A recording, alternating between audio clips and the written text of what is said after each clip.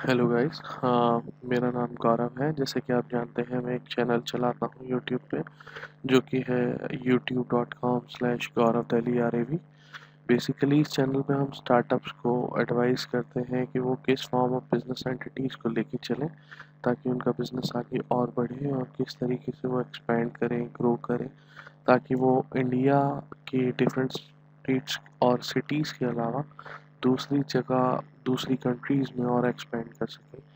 वो south Asia Pacific भी हो सकता है या कुछ और भी। बट जैसे कि आप जानते हैं, इंडिया में बिज़नेस करना इतना आसान नहीं जितना लोग समझते हैं। सो एक स्टार्टअप जब एक बिज़नेस फॉर्म करता है तो उसके पास कई तरीके के क्वेश्चन होते हैं कंपनी एक एलएलपी स्टार्ट करने में। तो आज हम ये देखेंगे कि एलएलपी एक स्टार्टअप के लिए किस किस तरीके से यूज़फुल है और एक स्टार्टअप के लिए एलएलपी किस तरीके से फ़ायदेमंद है। ये मेरी वेबसाइट है नीचे www.csgauravsharma.com। मैं रोज़ एक पोस्ट ज़रूर पोस्ट करता हूँ, स्टार्टअप्स के लिए भी और स्मॉल मीडियम एंटरप्राइजेस के लिए भी। चलिए शुरू करते हैं कि स्टार्टअप के लिए एलएलपी किस तरीके से कारगर है। जैसे कि हमने अभी सुना था कि एलएलपी एक नया फॉर्मेट है। अगर हम इस स्लाइड को पढ़ें तो इस स्लाइड में लिखा हुआ है कि एलएलपी एक नए तरीके का ट्रेंड है। 2008 में ये ट्रेंड शुरू हुआ था। इससे पहले कि मैं आपको कुछ क्वेश्चन आंसर करूं, देखा जाए तो इसमें एलएलपी में अगर आप बनाते हो तो बहुत ही इजी तरीके का एक फॉर्मेट होता है। एलएलपी का मतलब होता है लिमिटेड लायबिलिटी पार्टनरशिप। जो लायबिलिटी है, जो पार्टनर्स हैं जो इस फॉर्मेट में आ रहे हैं बिजनेस करने के लिए, उनकी लिमिटेड लायबिलिटी है। तो पहला एस्पेक्ट यही क्लियर हो जाता है कि एक ऐसी पार्टनरशिप है जिसमें पार्टनर जो जो अपना काम करेगा वो उस काम के लिए बाध्य होगा। तो अगर हम देखें कि किस किस तरीके के फॉर्मेट्स हैं, तो इससे पहले दो तरीके, तीन तरीके के बिजनेस फॉर्मेट चलते हैं: एलएलपी, ऑर्गेनाइजेशन, कंपनी। ठीक है, अनलिमिटेड लायबिलिटी पार्टनरशिप अलग होती थी, पार्टनरशिप और प्रोप्राइटरशिप अभी भी चल रहे हैं। एक नया कॉन्सेप्ट आया है, वन पर्सन कंपनी। सो इस तरीके के फॉर्मेट्स को अगर लिया जाए तो सबसे कारगर एलएलपी क्यों है, मैं उसके बारे में बता देता हूँ। पहले हम एलएलपी की डेफिनेशन के ऊपर चलते हैं। एलएलपी का मतलब होता है corporate business vehicle that enables professional expertise and entrepreneurial initiative to combine and operate in flexible, innovative and efficient manner, providing benefits of limited liability while allowing its members the flexibility for organizing their internal structure as a partnership। LLP अगर देखा जाए एक simple सा माध्यम है जिसके through आप अपना बिजनेस एक पार्टनरशिप के फॉर्मेट में स्टार्ट कर सकते हैं। एक लिमिट होती है एक प्राइवेट लिमिटेड के ऊपर कि वो कितने डायरेक्टर्स रख सके। ऑल्दो अगर देखा जाए तो कोई लिमिट नहीं है, बट एक बंदा सिर्फ 15 या 14 कंपनियों में डायरेक्टर हो सकता है। तो सपोज अगर आपका कोई भी पार्टनर इतनी कंपनियों में डायरेक्टर है तो वो आपकी कंपनी में डायरेक्टर नहीं बन सकता अगर आपकी कंपनी 16वीं या 17वीं है। सो पार्टनरशिप एक ऑल्सो ऐसा माध्यम है जिसके थ्रू बहुत ही इनोवेटिवली आप बिजनेस कर सकते हैं। एलएलपी का फ़ायदा इसलिए भी हम कह सकते हैं, जैसे कुछ बिजनेसेस ऐसे होते हैं जो स्टेट वाइज लेवल में अलग अलग तरीके से चलते हैं। जैसे सपोज मैंने कोई चेन शुरू करी किसी फ्रेंचाइजी की और मैंने एक एलएलपी रजिस्टर करी दिल्ली में। अब मुझे स्टेट वाइज एक्सपेंड करना है तो मैंने मुंबई में किसी तरीके से बिजनेस एक्सपेंड किया। नाउ आई वांट कि मुझे मुंबई में एक पार्टनर मिल जाए। अगर आप एलएलपी फॉर्मेट से चलेंगे तो आप मुंबई के बंदे को एलएलपी में पार्टनर बना सकते हैं। जो वो एक्ट करेगा उसके रिस्पॉन्सिबिलिटी, उसका जो टोटल रिस्पॉन्सिबिलिटी करण है वो सिर्फ उस बंदे के ऊपर ही डिपेंडेंट है, because as the name suggest LLP. So LLP better क्यों है, देखते हैं। एलएलपी एक सेपरेट लीगल एंटिटी है। LLP and partner are distinct. So LLP जो काम कर रही है और पार्टनर जो काम कर रहा है वो दोनों अलग चीज़ें हैं। पहली चीज़ जो इसे अलग करती है, मिनिमम 2 पार्टनर चाहिए होते हैं एलएलपी को स्टार्ट करने के लिए। There is no limit on maximum number of partners. ठीक है ना। तो मैंने आपको पहले ही बता दिया था कंपनी में वो लिमिट है। No requirement of minimum capital contribution. So आप मिनिमम कैपिटल कंट्रीब्यूशन कितने भी रुपए से स्टार्ट कर सकते हैं। अब तो कम प्राइवेट लिमिटेड कंपनी के ऊपर भी 1 लाख वाली लिमिट ख़त्म हो गई है अगर कोई बंदा कंपनी स्टार्ट करना चाहता है। LLP Act 2008 does not restrict the benefit of LLP structure to certain classes of professional. So जब ये स्टार्ट हुआ था LLP तो मेनली ये चीज़ें हुई थी कि ICI और कई और बॉडीज़ और इसके अलावा कई बॉडीज़ ने कि जो प्रोफेशनल थे उन तक ही ये फीचर अवेलेबल थी, बिकॉज प्रोफेशनल सबसे पहले वो चीज़ यूज़ करते हैं जो होती है। सपोज़ अगर आप एप्पल के ओन सॉफ्टवेयर डेवलपर या टेस्टर हो तो आप वो सॉफ्टवेयर प्रोडक्ट अपने आप टेस्ट करोगे। अब ये अवेलेबल है आप लोगों के लिए भी, तो आप LLP बहुत ईजिली इनकॉर्पोरेट कर सकते हैं। बेनिफिट क्या होंगे, एडवांटेजेस जो अगर आप LLP के फॉर्मेट में एक स्टार्टअप शुरू करते हैं तो the liability of each partner is limited to his share as written in the agreement filed at the time of creation of LLP as compared to the partnership firms which have unlimited part liability। अगर आप partnership firm form करते हो instead of LLP तो partnership firm में profit के अलावा losses की भी जिम्मेदारी सारे पार्टनर्स की होती है, बट यहाँ पे LLP में जितने शेयर्स आपके हैं, जितने कंट्रीब्यूशन आपने किया है, आप उतने ही लायबिलिटी के जिम्मेदार होंगे, जो कि एक अग्रीमेंट के तौर पे हम फाइल करते हैं। दूसरा पॉइंट ये है, the partners are not liable for the acts of each and other, can be held liable for only for their own acts. मैंने पहले भी बताया था आपको कि सपोज मुंबई का कोई नया पार्टनर इस फर्म में आया है एज एन LLP पार्टनर, तो जो दिल्ली का बंदा है और जो मुंबई का बंदा है वो दोनों एक दूसरे के एक्ट के लिए जिम्मेदार नहीं होंगे, ठीक है। तो अगर मुंबई वाले बंदे ने कुछ ऐसी चीज़ करी जिसका दिल्ली वाले पे इम्पैक्ट ना जाए तो वो एक्ट मुंबई पे अलग होगा और दिल्ली पे अलग होगा। Less restrictions and compliance are enforced on a LLP by the government as compared to the restriction enforced on a company। of course अगर आप कंपनी बनाते हैं तो कंपनीज एक्ट 2013 के अंदर आती है और उसमें एनुअल फाइलिंग होती है, उसके अलावा डायरेक्टर रिपोर्ट, नोटिस, ब्ला ब्ला ब्ला, 100 तरीके के मिनट्स मनाने, एक तरीके से रिकॉर्ड कीपिंग करना सबका, सारी तरीके की कंसोलिडेटेड या बैलेंस शीट्स फाइल करना, अकाउंट्स बनाना, सब कुछ। ऑल तो LLP की भी एनुअल फाइलिंग होती है बट इतनी स्ट्रेनियस या बोले तो इतनी स्ट्रिक्ट नहीं होती as compare to companies act company बनाना। तो ये एक और सब बेनिफिट था। अब हम चौथे बेनिफिट के ऊपर आते हैं, renowned separate form of business world wide in comparison to company. जैसे कि आप जानते हैं US में LLC कॉन्सेप्ट चलता है, इंडिया में LLP चलता है, तो एक तरीके से लीगल मान्यता है इस तरीके की बिजनेस फॉर्मेट की। Low cost of formation, yes, LLP एक जब बनती है तो उसमें ज़्यादा कॉस्ट नहीं आती है एज़ कम्पेयर टू कंपनी। जब आप कंपनी बनाते हैं तो उसमें ज़्यादा कॉस्ट आती है क्योंकि कैपिटल कंट्रीब्यूशन आपको देनी पड़ती है। ऑल्दो इतनी रिक्वायरमेंट नहीं है बट फिर भी थोड़ी बहुत तो है। Easy to establish, yes, because professional बहुत ईजिली बना देते हैं। LLP कोई ज़्यादा लंबा प्रोसीजर नहीं पड़ता। It's not a time consumer process. Also easy to manage and run, because annual filing के अलावा मुझे नहीं लगता इसमें कोई और चीज़ें रिक्वायर्ड है। No requirement of any minimum capital contribution, मैंने पहले भी कहा था। No restriction as to minimum partner, maximum number of partner, आप कितने भी पार्टनर ऐड ऑन कर सकते हैं। LLP and its partner are distinct from each other, yes, ये पॉइंट तो आपके सामने पहले से ही क्लियर है। दो अलग अलग पार्टनर की लिमिटेड लायबिलिटी पार्टनरशिप में लिमिटेड लायबिलिटी होगी, जितने उसने शेयर्स कंट्रीब्यूट किए हैं उतने जो उसकी रिस्पॉन्सिबिलिटी हो। Less compliance level as compare to companies act, we can see over here. No exposure to personal assets of the partners except in case of fraud.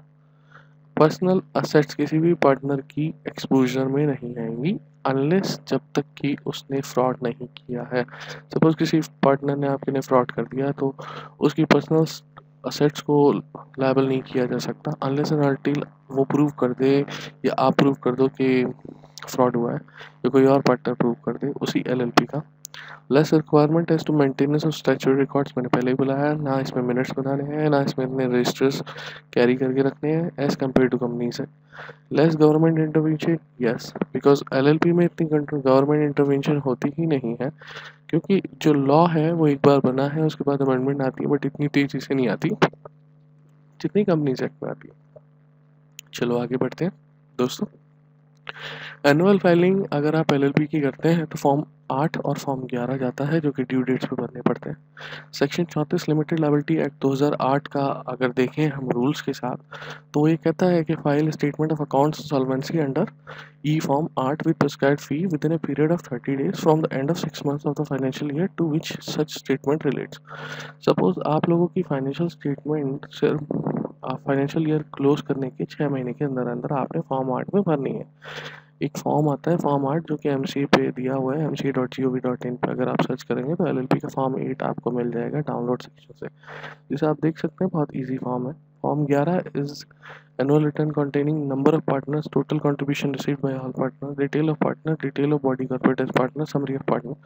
Every LP shall file annual return within 60 days from the closure of the financial year along with fixed prescribed fee. तो form 8 जो है वो 6 महीने के अंदर अंदर 30 days के अंदर भरना है, ठीक है। और अगर फॉर्म 11 आपको भरना है तो वो with in 60 days of financial year close होने से पहले पहले भरना है। ये दोनों चीज़ें याद रखें।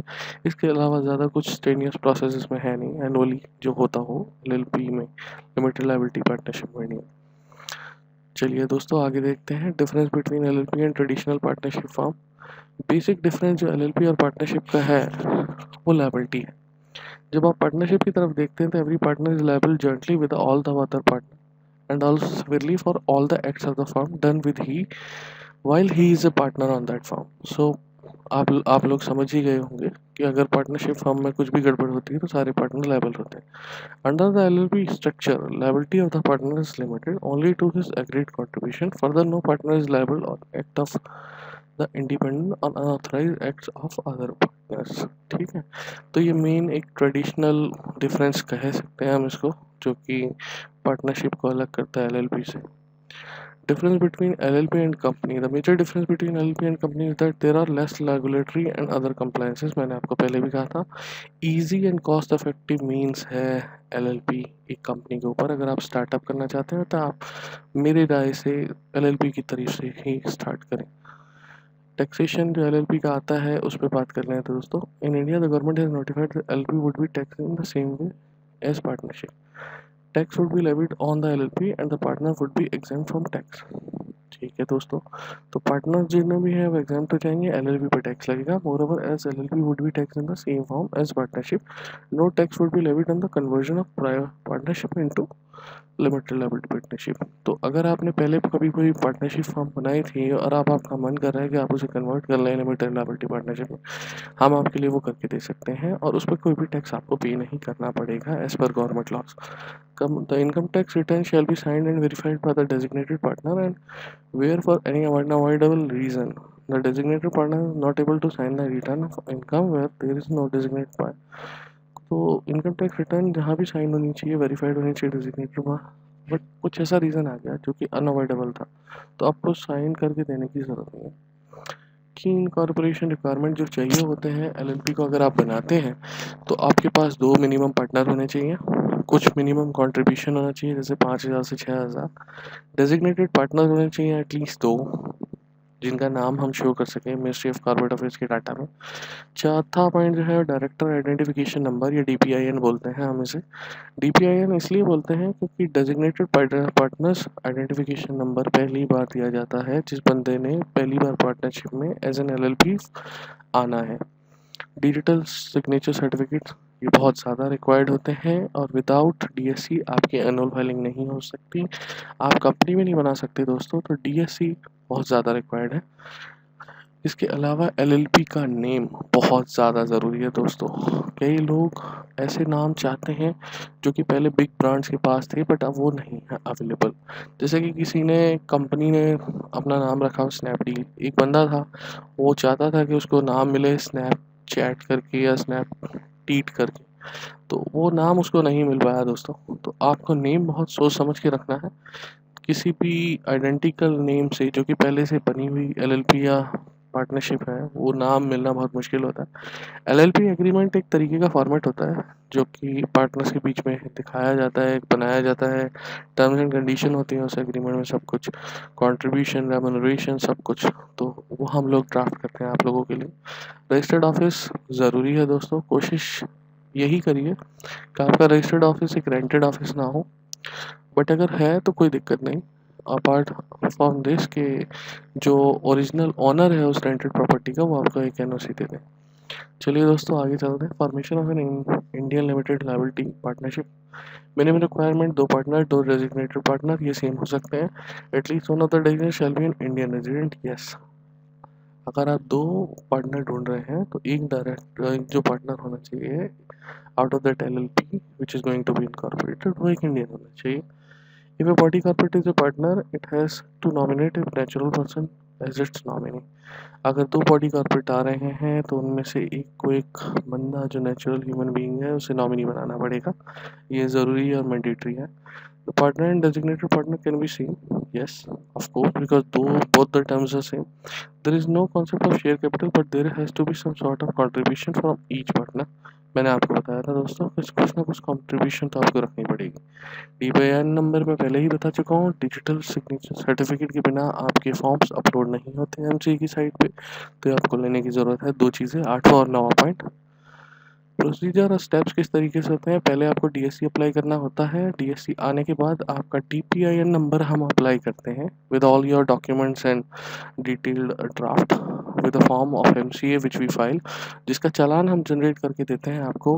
प्री नेम एप्लीकेशन सर्च हम करके देते हैं आपको. आप हमें कोई भी 6 नाम देंगे, 6 में से एक नाम हम उस फॉर्म में डालते हैं जिसमें फॉर्म नेम अवेलेबिलिटी का आपको चाहिए होता है. Application for name availability check करने के बाद हम एमसीए से आपका नाम दिलवा देते हैं. उसके बाद representation on behalf of promoters, जो प्रमोटर उसमें डेजिग्नेटेड पार्टनर बनना चाहते हैं उनका रिप्रेजेंटेशन.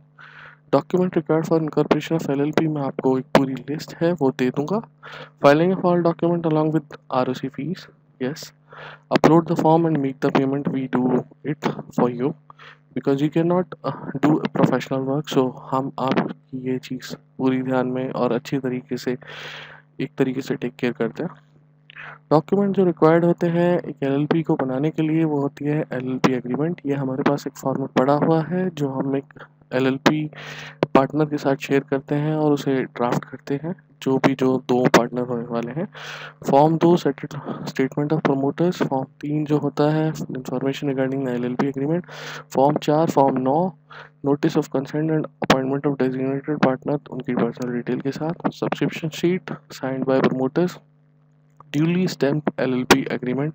लोग कई प्रोफेशनल ऐसे होते हैं जो कि अच्छी तरीके से नोटराइज नहीं कराते एलएलपी एग्रीमेंट को, जो कि एक लीगल वैलिड प्रूफ नहीं होता इवन एलएलपी बनने के बाद भी, जो कि एक तरीके से अपराध माना जाता है. दोस्तों अगर कल को आपकी एलएलपी में कोई भी दिक्कत आई या आपने किसी के साथ एग्रीमेंट किया बिजनेस का और आपकी एलएलपी बनने के बाद भी कल को आपको ये प्रूव कर दे कोई और बंदा या कोई और कंपनी केस करते हुए कि आपके एलएलपी का स्ट्रक्चर वैलिड नहीं है, तो ये पॉसिबल है अगर आप ड्यूली स्टैम्प नहीं कराते. हमें पता है वो ड्यूली स्टैम्प किस तरीके से कराई जाती है, तो हम आपके लिए वो करा के देंगे. Proof of address of registered office. Obviously बात है without registered office you can not make your LLP succeed. दोस्तों अगर आपको अपनी एलएलपी बनवानी है for startup we can help you out for the same. ये किसी भी तरीके का प्रमोशनल वीडियो नहीं है, ये एक क्वेरी सॉल्विंग वीडियो था जिसमें हमने एक तरीके से FAQ आपको बताया. ये मेरी वेबसाइट है www.csgauravsharma.com. ये मेरा नंबर है 9990694230. इसके थ्रू आप अपने स्टार्टअप को एक LLP फॉर्मेट में डाल सकते हैं. दोस्तों तो अगर आपको लगता है कि आपको एक LLP बनानी है स्टार्टअप के लिए और स्टार्टअप बिजनेस शुरू करना है तो आप मुझसे कॉन्टैक्ट कर सकते हैं. Thank you.